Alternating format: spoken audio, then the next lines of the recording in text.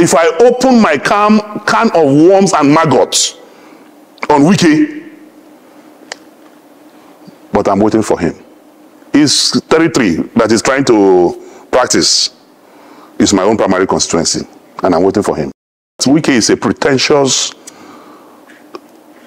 pretentious character, is a liar, and he has no integrity, no iota of integrity.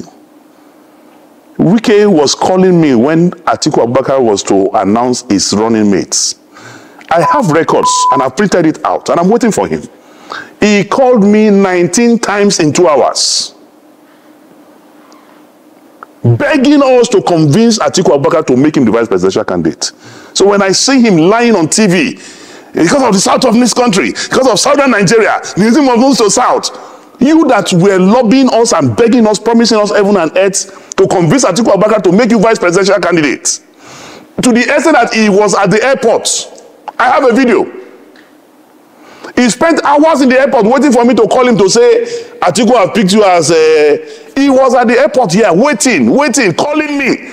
He was calling me, my brother and friend, who is were in the Senate together, was also calling me that day.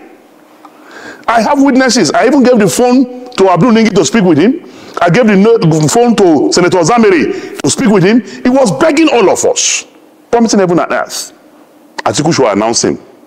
It was around 1 or so that I told him, Oga, nobody will give you vice president. That was when he left and then flew back to... So the man who was so desperate to be vice president, because you didn't get it, you now started a southern agenda. I don't believe in such unprincipled, zero integrity character like Nyesom Wike.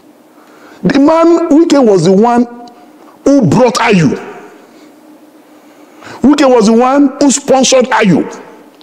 And that was why Wike made all the governors to endorse Ayu. That's why there was no election in the national chairman's office during the convention. Ayu was unopposed. Because Ayu is from the north. You are the one that brought Ayu. When did you now realize that Ayu is a northerner?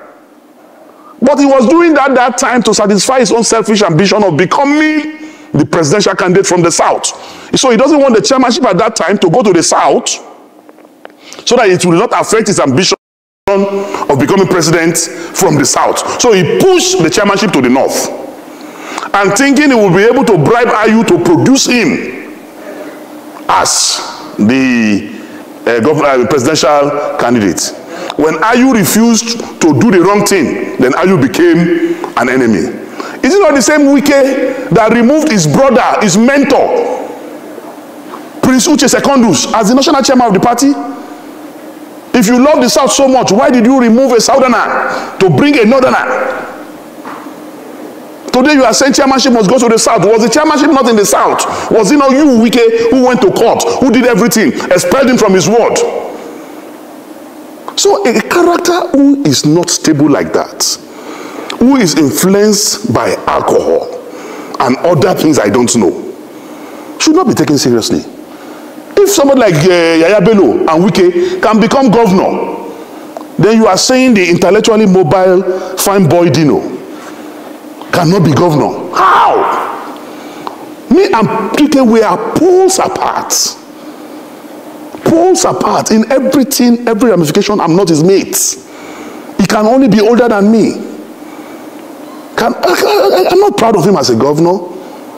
A governor who wears blue on yellow, yellow on green, at times with purple, who does not have a dress sense, who does not know what the time is globally today. I am a town boy. I know what it is. I know what time it is. And I've got something upstairs. So I'm just warning him, make it stay for in lane.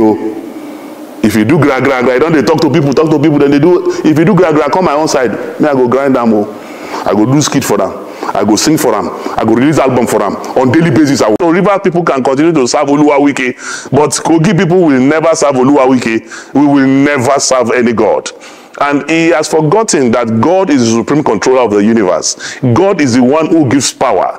God is the one who ordained kings. God is the one who will make governors. Not Nyesom Wike. And moreover, today, ask yourself, what is the value of Wike's support? Wike refused to support our beloved Adeleke in Osun. He refused to support PDP in Osun.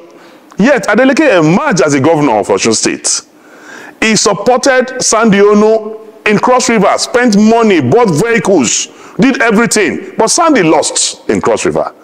He supported also my colleague and my brother and friend, Albert, in Akwa Ibom. Funded Albert. Albert lost to PDP in Akwa Ibom State.